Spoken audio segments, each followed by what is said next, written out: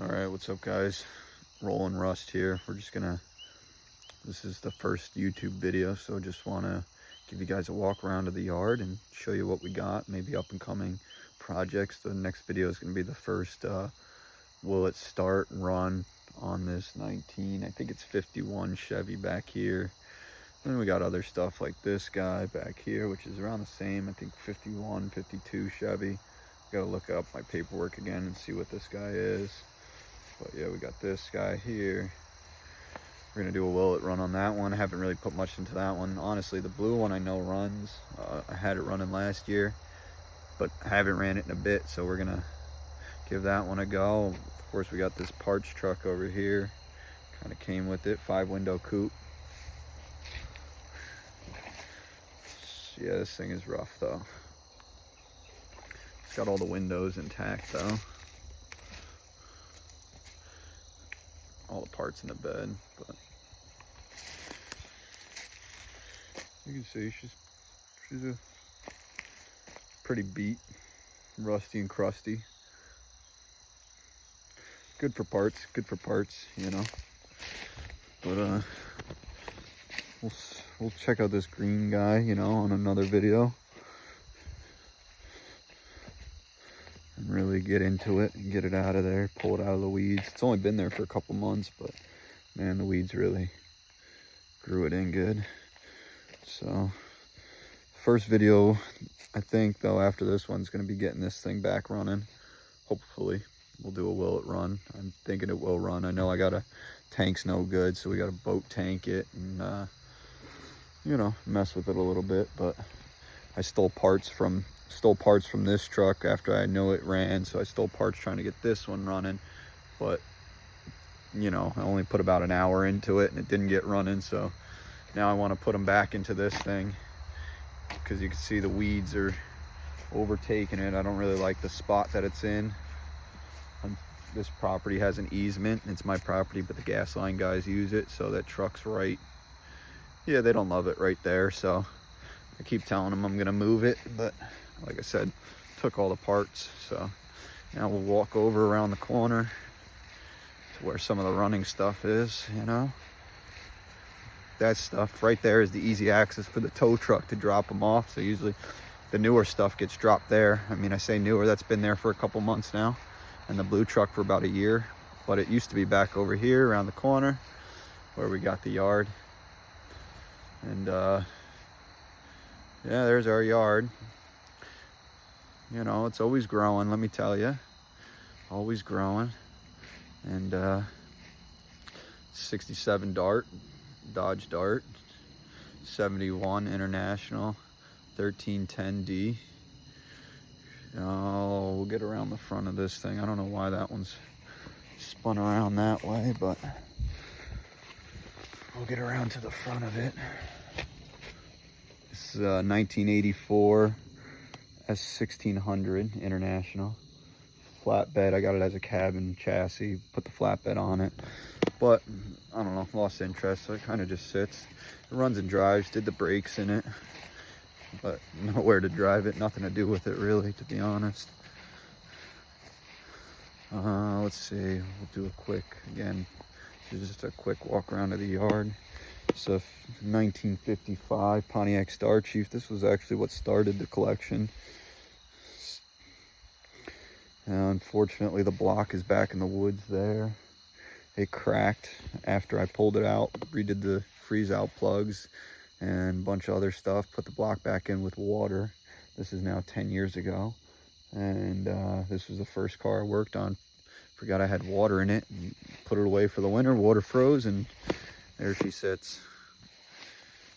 So this is a 1963 C30 that actually will be featured in another video because that chassis is now, or that cab is now sitting on a Crown Vic, 2010 Crown Vic, which is up in the garage because it's not totally waterproof. It still needs the bed transferred, which actually I'm thinking about, I'm taking the bed from that 5-window coupe over there and I'm going to put it on that because I don't really think that bed's going to fit too great. So yeah, that's another project now. And then another thing is this cab had a good running straight 6 in it, which is still in there. Straight 6 running.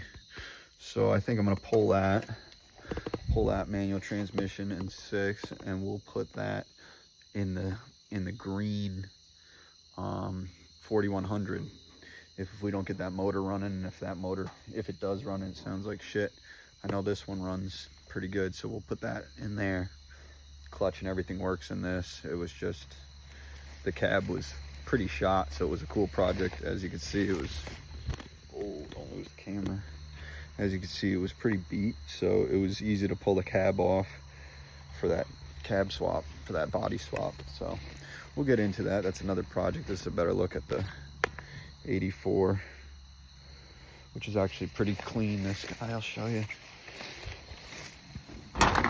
We'll do a will it start, will it run. This thing hasn't ran in a couple months, so I don't know. You guys text if anybody watches this, put a comment in there, tell me what you want to see run first, and we'll do a will it will run. I know that thing will run. It might take a little bit of time, but I know that'll run.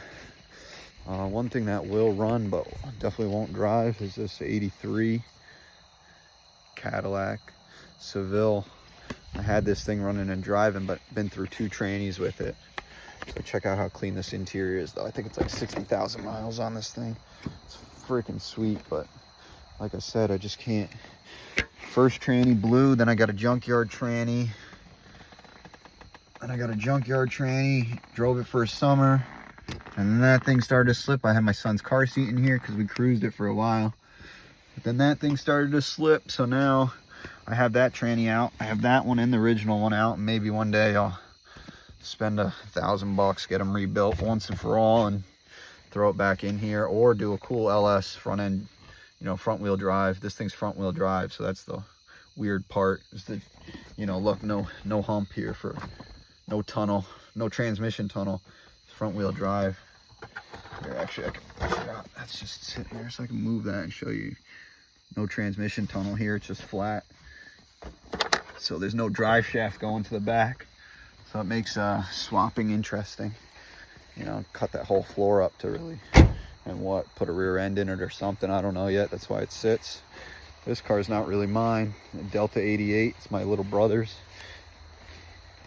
He cruised that thing for a while, but unfortunately, it got whacked. I'll show you on the other side, but yeah, there it is.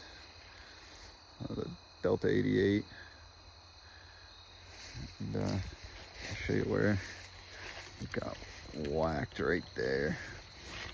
So there's the whammy, if I can get it right there. She's pretty whacked up. So yeah, here's all the pieces of the Crown Vic that were cut up.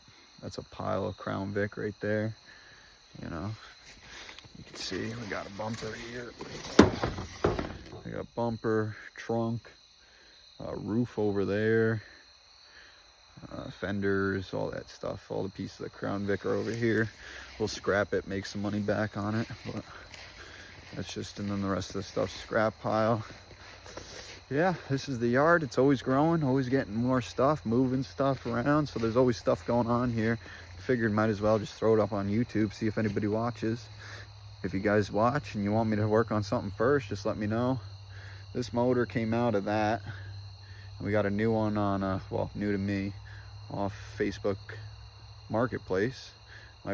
My buddy went and grabbed it for me, and we threw it in there. So I guess to end this video, we'll start that beast.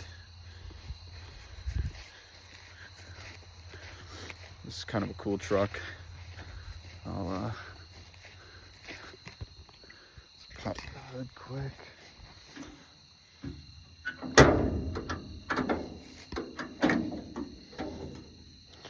Set you down.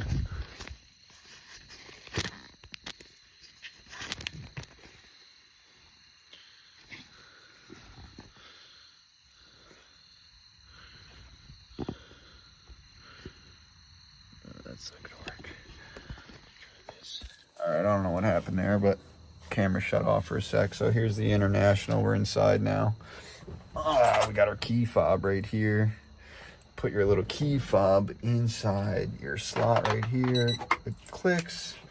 We can turn on our push button. We'll get our readout here, which I don't love. This is a cheap Amazon digital gauge, which isn't accurate as I thought, and I just don't love it. So that's why I got digital oil pressure down here. Mechanical oil pressure down here, so because I don't trust the digital. Put this guy in. Really, again, this is a cheap Amazon. Besides music's nice, but the real reason I have it is for the backup camera. So when I go to dump and stuff with this is a dump bed, backup camera is sweet for that, let me tell you. And it was easy to put in. So we got push start, right? It's got a brake safety button. So again, put our key in our slot, beeps, press our brake, hold down our button. She starts up. Our oil pressure is pretty good, 36. I'm not gonna lie, it was a little warm because I was running it today, so it's probably why it's only at 36, 37 pounds instead of 40. Once it warms up, notorious Sv304, any international SV is notorious for running super low oil pressure. So that oil pressure drops right down to about only 10 PSI, which is normal when it's warm. Scares the shit out of you, but supposedly normal when it's warm. And yeah, that's it. Motor runs all right. This is again, we'll do videos of this stuff, but just wanted to do a little first introduction of this guy.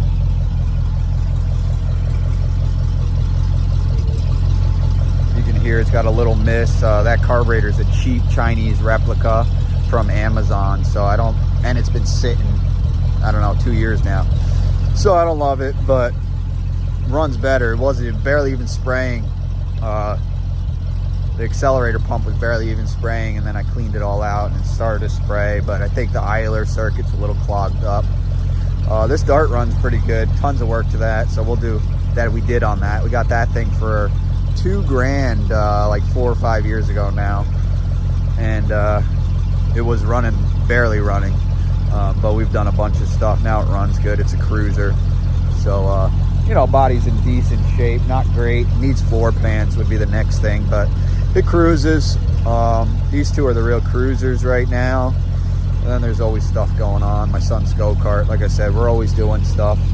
So if you guys want to see anything in particular, put it in the comments. But next, like I said, what we got in line is we got to get that 6100 running and driving enough again. We got brakes to do on that, but we got to get it running and moving, get it over into this line up over here, away from the gas line, and then probably do the FI tech swap on this if anybody wants to see it. And yeah, this thing's floor pans or something, always doing stuff. I want to get that other 4100 running, maybe the motor swap out of that chassis right there and put it in the 4100, get that rolling. But like I said, there's always stuff going on. We got always projects. I'll do a video on that Crown Vic C30 Frankenstein monster we got. Yeah, hopefully somebody watches this. We'll see.